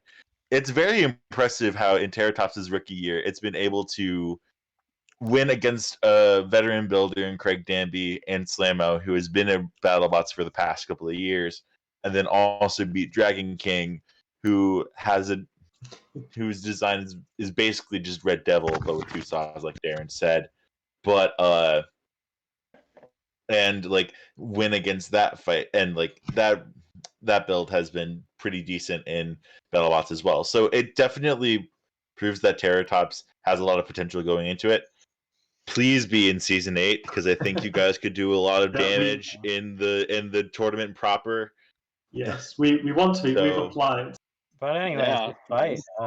This fight was a lot of fun. It was cool to see Terrortops, do the thing. And I feel like your chances of getting into season 8 are like really good, because there were these 2 fights in the fight night. Your Robogames performance was fantastic. The White Rabbit is legitimately one of the best heavyweight fights of the year. Oh, that was an competition. It was so. That was a great fight. Great fight, top tier. You've shown that you can mangle with the big dogs, and and like. I don't think you can confirm it, but there's still champions coming up. Maybe Terrortops will show up there. That would be might be in champions, might be in the like exhibition things they do. There's still fights that happen at BattleBots outside of the top 32. Oh yeah. Yeah, Probably I'm Fish hoping to Vegas see Vengeance. more I'm hoping to see Terrortops like win champions or something like that. Would be pretty based. Yeah, Terrortops I'd be a beats big Endgame. fan of that. That would be we're just them with an arm. I've been saying. Terrortops it's looking gonna good. beat Like, Endgame after Malice beats Endgame. yeah, See, Pory just said Yeah, yeah to that. So he agrees that Yeah. Malice would beat Endgame. no, but I mean, Yeah. I would support Terrortops being Endgame. That would be very based. You know what, Malice Green? beating I'll let Endgame you would be cook. pretty base too. It would be based, but I don't think it would happen. Unfortunately, I love Malice, but like We'll just get Endgame to agree with running wedges, and then of course we slap the arm. That's completely different than Fox. Yeah. I think that's fair. Yeah. But yeah, that it's looking good. I have a lot of faith in Terratops getting in next season. I feel like it's looking good, and I'm hoping that's the case because that would be very cool. I think I speak for most people when I say that I'm definitely a fan of the robot. And if you need a Triceratops mascot or something, I offer my services. But yeah. I think we proved both weapons work and they can work in tandem like we expected. I mean, you have a lifter that actually can lift. That's huge for Battlebots because, like, most of the lifters we get, like, just can't lift anything. It's like, what's the Most point, lifters just lift their own robot. Like, yeah, folks have nice anti-tip things. We improved those at Robogames actually. So now we should be able to drive while lifting now. So hell yeah, that's what's up. Yeah, I'm gonna share my takes on the match then. A lot like Emulsifier and Quantum, Terratops got the first damaging blow right there, knocking off that tread clean off, and from there we got a fun lifter battle, couple awesome suplexes in there. Like, I enjoyed this fight, and like Pory said, like, Terratops has been impressing me. I'm a fan of the robot here. I'm a big fan. Definitely been building the resume for why you should be in next season, and I think this is like the whole purpose why Battlebots is giving lots of these alternates matches like this, basically just to see were there any robots where like Battlebots thinking maybe we should have accepted this robot or something like that. And combination of that, and also it's like an audition basically for next season, which is also the purpose of Destructathon. And it's like the NBA G League, honestly. It's like the junior varsity. Where you can like be hopefully promoted up if you show you're like the best ultimate or something. Not to mention, you continue to build your resume in Robogames recently. So, like, I think Terratops is absolutely in great shape to get in next season. Hopefully that is the case. I don't want to jinx anything. Hopefully. We think it's looking good. I'll knock on the wooden crate I got from Malice with the purple name in it afterwards. The next big question, we're gonna see Terratops at the Proving Grounds. That's what I'm wondering. We had a new wedge at Robogames, right? You saw against Malice because we got some extra weight from having lighter batteries, so we put it all into that. We were going to go to Proving Grounds against Gigabyte probably if we didn't get to test that wedge, but I mean you got to test it Malice might happen. Yeah. And they also did a lot of damage to our second frame, and we don't really want to lose another frame. I think we're happy with how Robogames went in terms of testing things. It went very good. Yeah, unless things change, we probably won't be going to Proving Grounds. Cool. Yeah, I don't even think you need to at this point. Even with that, you still have the strong resume, both from this with these two fights and whatever fights you have coming up, assuming there's more. Hopefully there's more. Ben's just hiding from us that he won champions. He can't tell us. It's NDA, man. Hiding from us. Like right behind that curtain in his background is the golden bolt. Golden bolt's hiding behind us. Yeah. It's actually a display of all the parts of the bots we beat, right behind there. Yeah, it's not a win. Oh, did you get anything from Dragon King? Did you get anything from Hydra? Dragon King, Hydra. Dragon King, we got one of their cutting discs actually. Ooh. Oh, that's cool. Ooh, that's One of the nice. hooks or something. Yeah, they landed on it and bent a couple of the like teeth on it, and so we got to keep that. That's hanging up back in the That's garage awesome. at home. Yeah. That's No, awesome. unfortunately, that is just a window. It's but, Okay. So speaking But of that's what you parts, want us I to have a big think. question. mm. Do you have the fork? The fork. We the only piece of combat robot to leave an arena in however many years. Yeah. Many years. We got it after the fight. We got the fork and we signed it and gave it to Manta because they deserved it. I mean, Oh yeah, absolutely. yeah, Like we, that blew my the mind when that fork. happened. yeah. I kind of want to hear your takes on the arena breach. Yeah, we're because very we curious actually about we Yeah. because we had the Waiachi crew on last week to talk about Mm. Hydra and Sawblaze, and we heard their take on it. I want to hear it from you as well, since you were directly involved with Part it. of it. Yeah. Fair enough. I mean, we didn't notice it happened. Firstly, from our point of view, we were fighting, and then someone from behind us reached through and pressed our tap out button, and we were confused. We were like, "No, we don't tap out. We can keep fighting."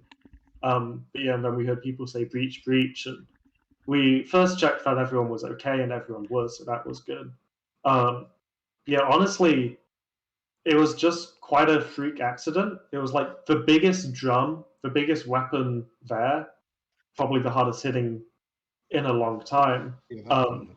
Hitting like a tiny piece of metal before doesn't weigh more than 2 pounds, and so it just went flying. They like the walls of the arena.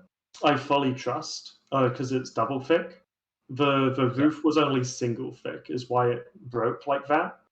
I guess they just didn't expect that much force to happen to something that high up to the roof, which now they know they should definitely double up, and I think they will.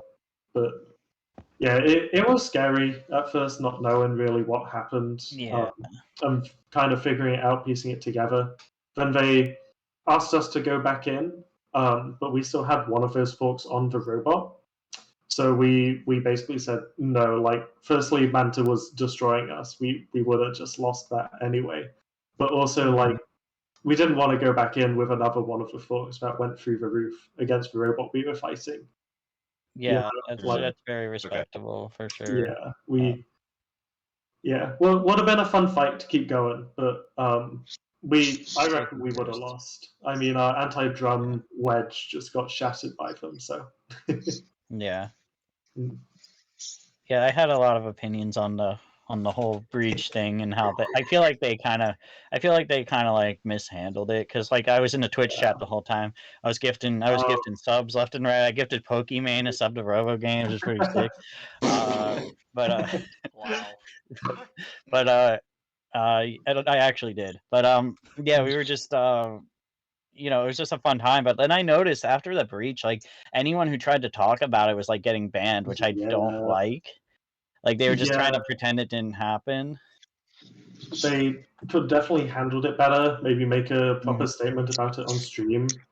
But yeah, I don't know. I mean, I don't know what would have been going through my head if my arena just had a breach. They were probably more thinking about lawyers than.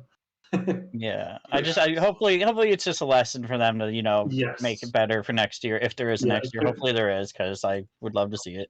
Yeah, I loved competing there. Hopefully there is the next year, but I mean, we probably wouldn't go if the roof wasn't double thick or at least improved from this year. I mean, would probably feel that way. Yeah, I don't think they can really sweep it under the rug. There's been tons of footage from the crowd of the folk like falling just in front of the bleachers and stuff. So yeah, it'll be.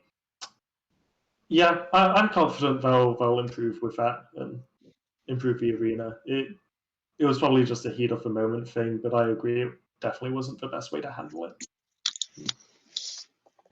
Yeah, because the Waiachi crew is definitely talking about that as well. Because apparently that wasn't like the first arena breach that they know of, because apparently they've been involved with other competitions that have had similar situations, and apparently that was the closest to a part like actually hurting somebody, basically. Yeah.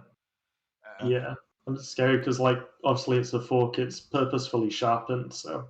Oh yeah. Yeah. 100%. Definitely a scary moment, but yeah. Glad it was still at least a somewhat successful competition. And but the other fights were fun. A lot of fun. Well, any other questions for Ben on either Robogames or this fight?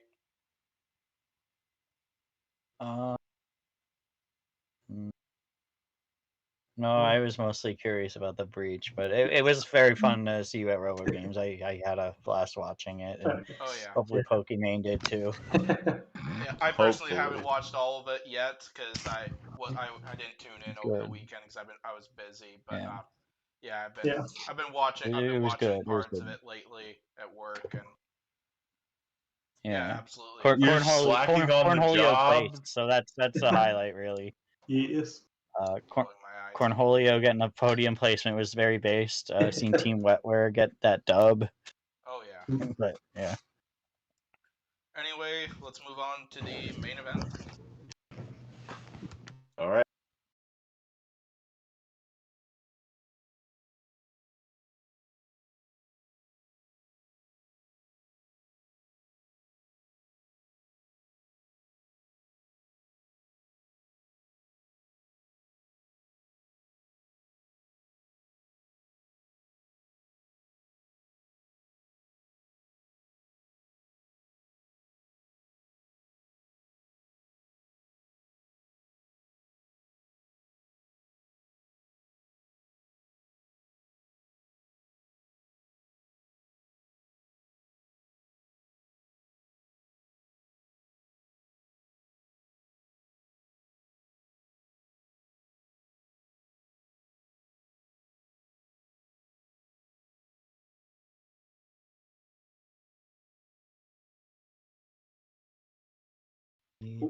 Now let's talk about. Let's wrap this up as quick as the fight was.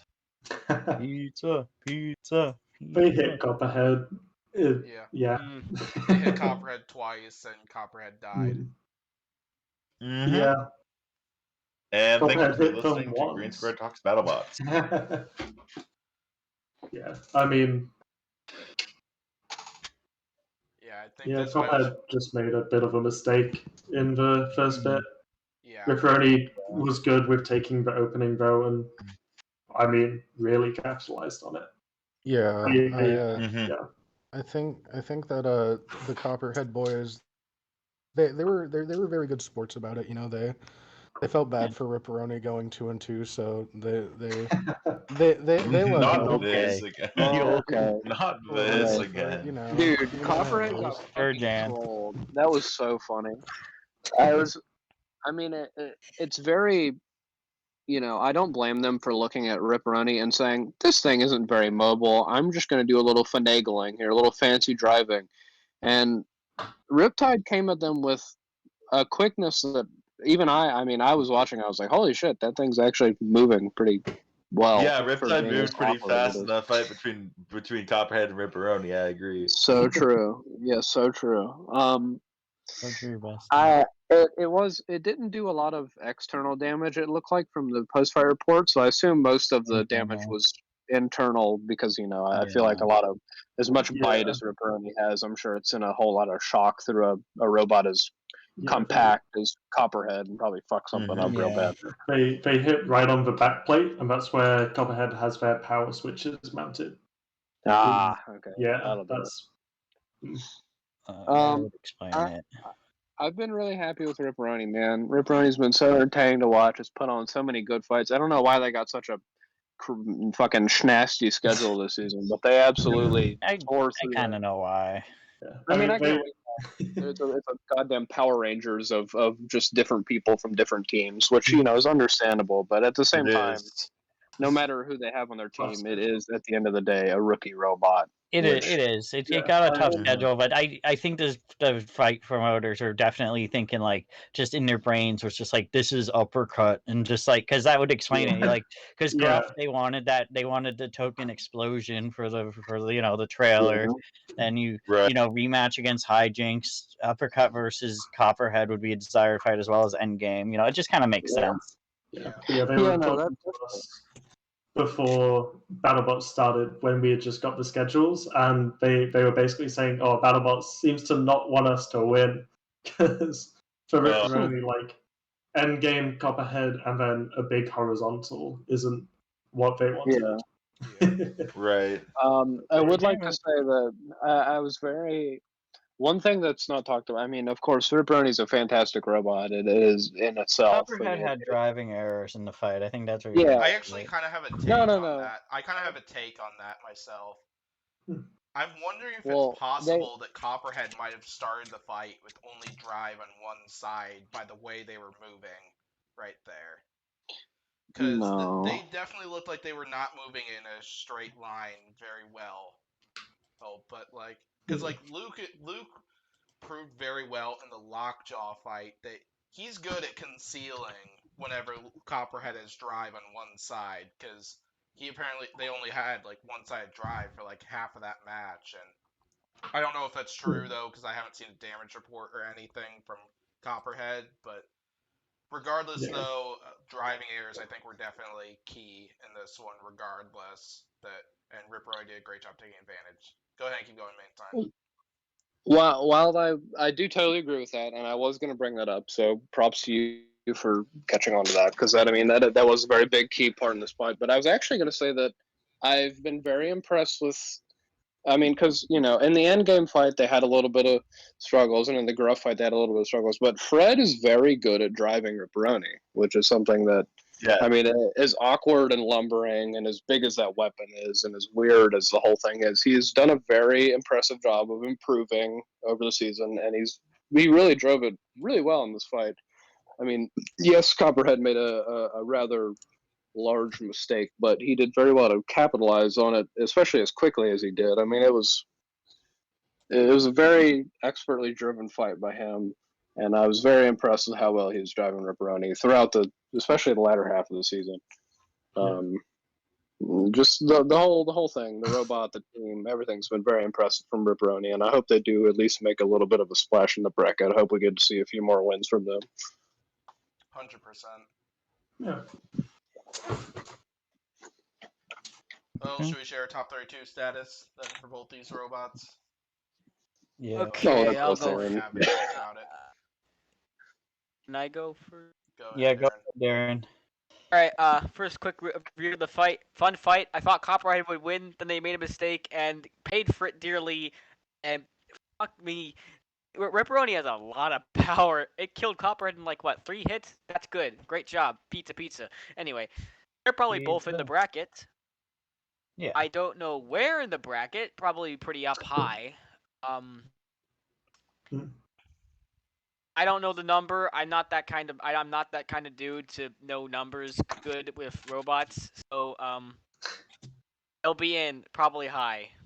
Yeah, I feel like both of these are looking at top 16. I feel like Copperhead's probably a little higher just because its wins were more dominant and they're very fast KOs. Ripperoni, I mean, they did have a bit of a lucky break in 2 of their upsets. I mean, they still won and did very well for them, and they definitely deserve a top 16 seed for that. But I just would probably rank them maybe 5 spots below Copperhead or something.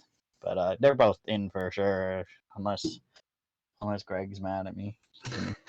Might not let Ripperoni. Yeah, Greg's actually really mad at you right now. Sorry. Yeah, I gotta buy him flowers. You gotta put in that favor. Tell him it'll be okay. Put in that favor, Yeah, my takes on it. I think both are in. I would probably have them both. I'd probably have them both in the top half of the bracket. I think I'd probably put them both around the 10 to 16 area. But yeah.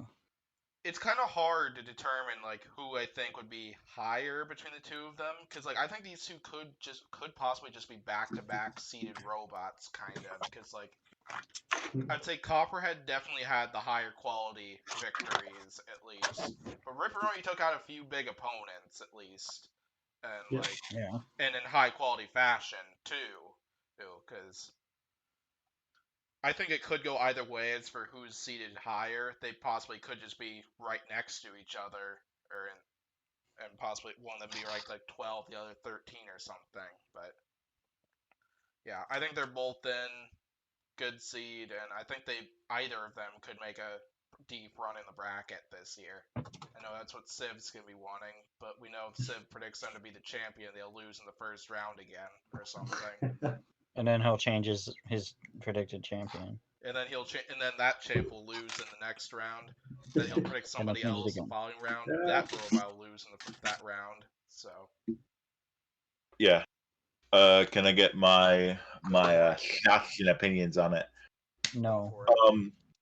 There's not a lot I can add about the actual fight, but like the huge coincidence of Copperhead end up being a one-hit KO or getting one-hit KO'd essentially is very amusing to me, because it one-hit KO'd Bloodsport and Triton. Kraken's the outlier where it dominated the fight, but then again, Kraken had no chance of like 1 or 2 hit KOing it, and then Ripperoni 2-hit KO it. It's I mean, I'm not quite sure how Copperhead can handle another like huge horizontal spinner. Like, I don't know what happens if it'll face like Witch Doctor or Endgame, or Cobalt of that matter. But I for now, definitely what everyone else said, they're gonna be like locked together like pretty closely. I feel like both of those robots are like the start of the upper tier of the 3-in-1 robots, and that's why they're going to be locked together right now. I currently have Ripperoni at 10 and Copperhead at 12. The robot in between there is Claw Viper, but they're definitely going to be like in between, like very close to each other come bracket time, and they're both like, I could see either of them ending up being a top 10 robot. Watch it be one of them's the 16 seed and the other's the 17 seed, and they fight. I don't think that there are 15 other robots better than either of them, though. Oh yeah, I personally agree, but yeah. Well, it should show. I have the pizza shirt. Hey. Of all the robots, it's for builder shirt. Pizza. Heck yeah. Alright, 2 questions for people to answer here. First one, does pineapple belong on pizza?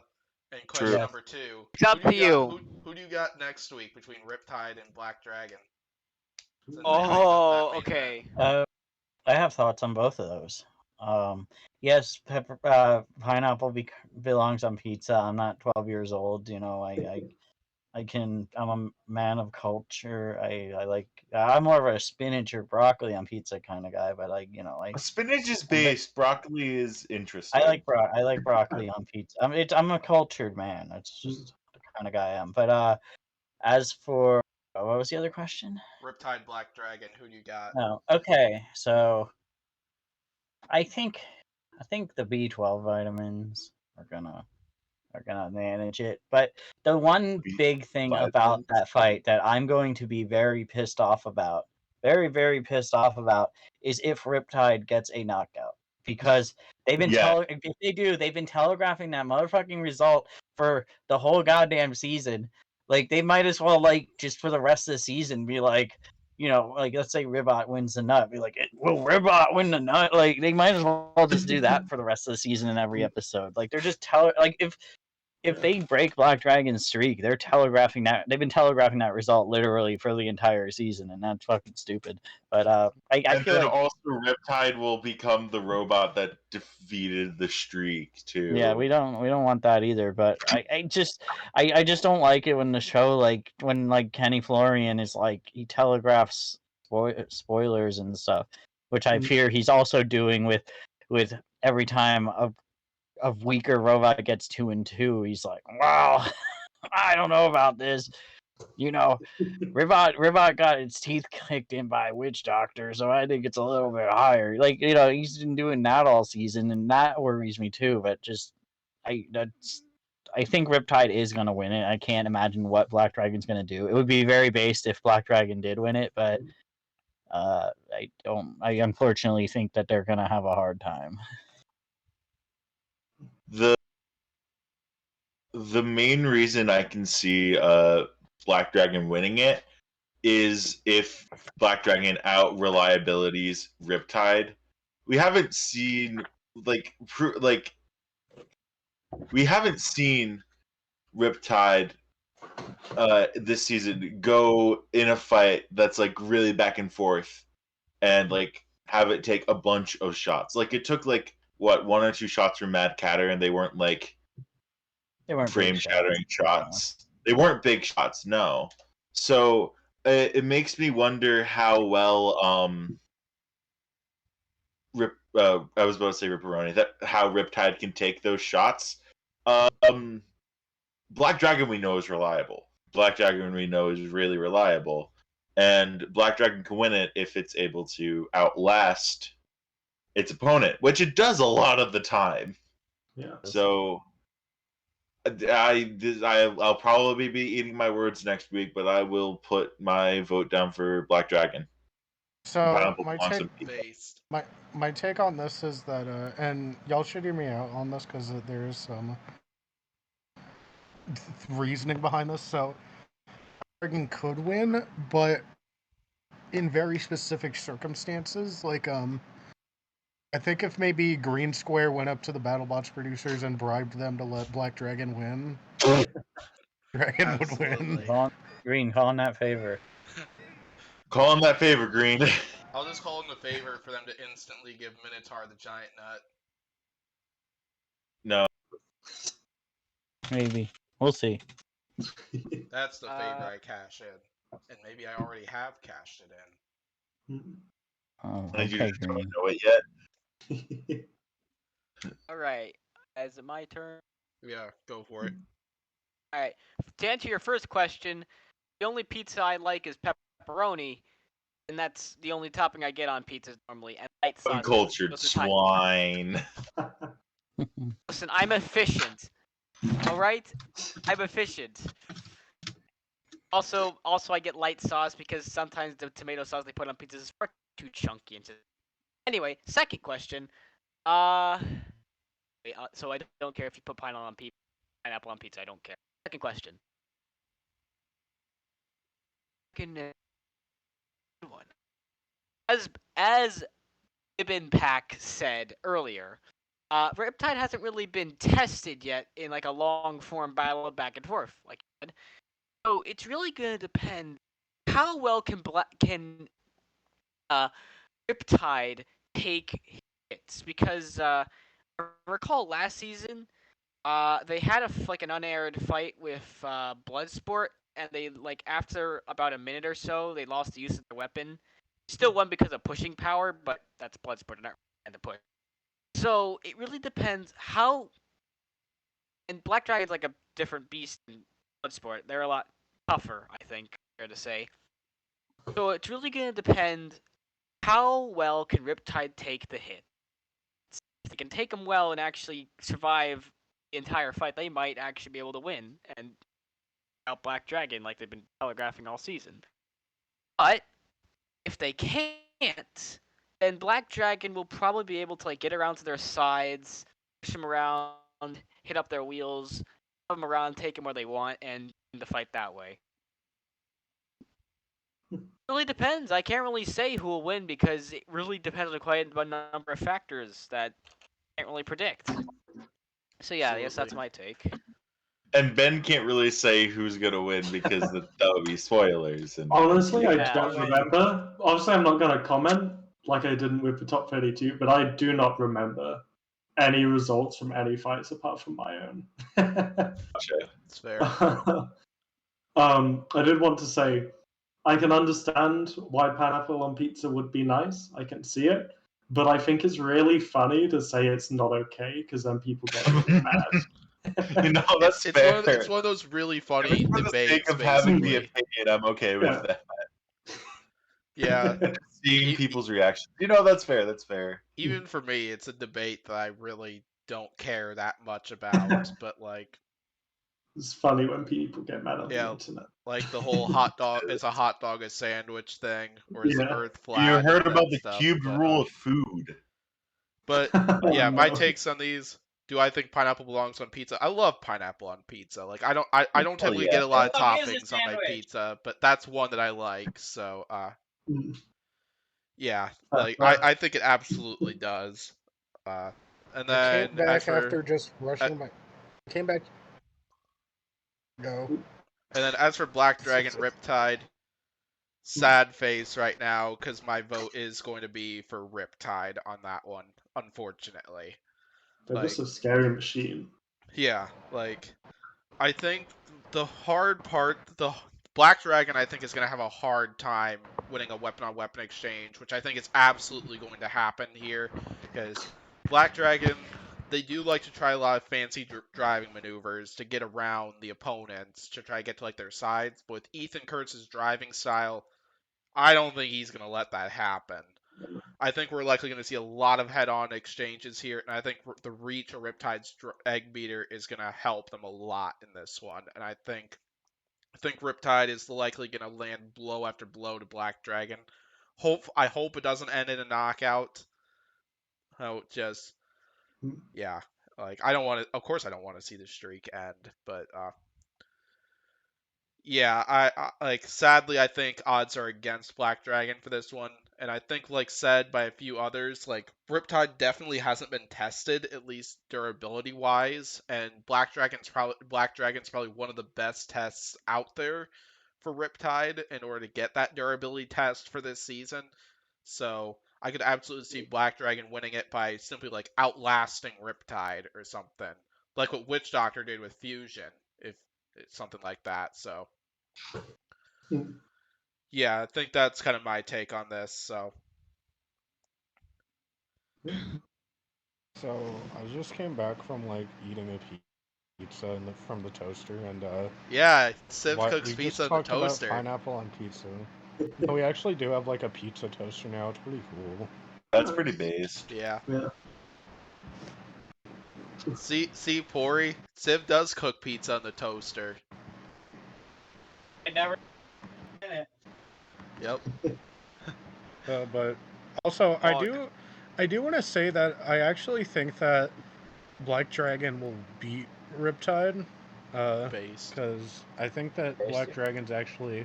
I may have to rewatch fights, but I think Black Dragon's actually faster than Riptide. I think that one could go either way. Yeah. Absolutely. But anything else left to say about any of this from anyone? Jake Ewart owes me money. Civ owes me money. Yeah, me too. I paid Green the money I owed him. Yeah, he did. I did. I owned up. Well, anyways, that'll do it for this podcast. So thanks for watching this video, and like and subscribe as usual. Thanks to Ben from Terrortops for coming to this podcast and talking with us about like all of these fights as well as his own and his takes on some of the big Robogames topics that we discussed in this. So yeah, you can find social media info for Terrortops down in the description. Highly recommend checking out that stuff. Definitely worth it. So once again, what were you about to say? I just said thanks for having me. Oh yeah, no problem. Thanks for being on. It's always an honor to get to talk to lots of the builders. It's the most fun part about doing lots of these podcasts, just being able to talk about lots of these things with the actual builders. It's so much fun. So once again, thanks for watching, and I'll see you next time. Bye.